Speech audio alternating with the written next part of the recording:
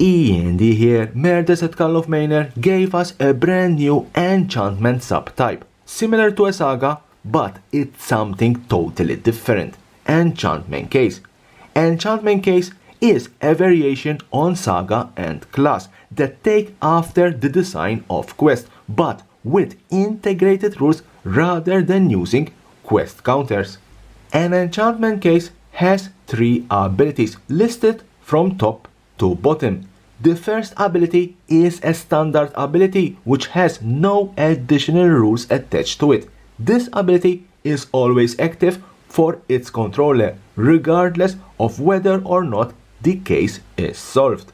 The second ability is the to solve ability. It lists an intervening if condition for the player to achieve. The to solve ability triggers during its controller's end step, but only if the condition has been met. Spelled out, it would read, at the beginning of the end step, if the condition is met, this case is solved. The third ability is the solved ability, which only takes effect if the case is marked as solved. This implicitly have activate this ability only if the card name is solved or as long as the card name is solved. While players may mark these enchantments with counters to remind themselves of these changes of state, being solved is a designation that is either true or not and does not rely on external markers, much like classes. For this, a punch card with case solved indicator will appear in booster packs for Murders at Karlov Manor. But how do you play enchantment case? Let's build our battlefield and let's cast Case of the Ransacked Lab.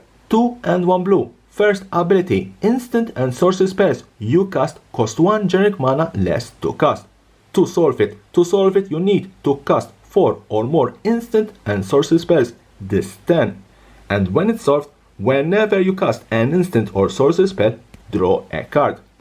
Any enchantment case, it's a normal case, therefore when casted, it will go on the stack.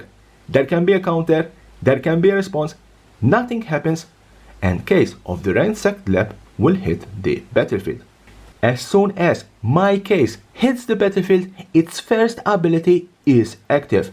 In my case, instant and sorcery spells I cast cost 1 generic mana less to cast.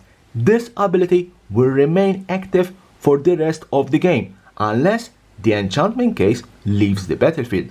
To solve my case, and don't forget that each enchantment case will have a different condition to solve it. In my case, to solve my case, I need to cast 4 or more instant and sorcery spells, this 10, and if that condition is met at the beginning of my end step, the Case of the Ransacked Lab will be solved.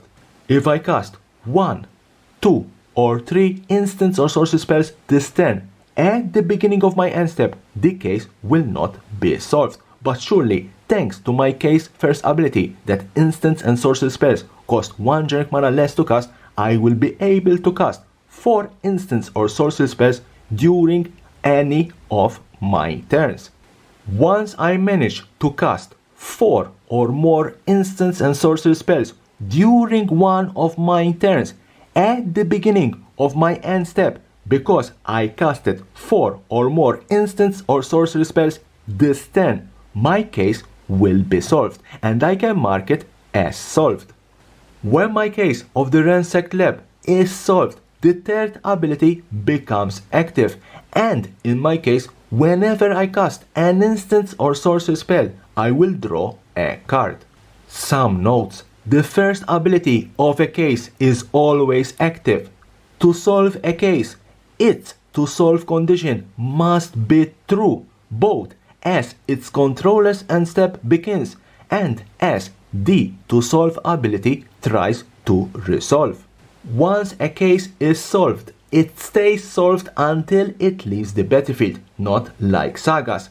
If a case does leave the battlefield and then returns, it's a new case that returns unsolved and must be solved again. As long as it's solved, its to solve ability won't trigger again.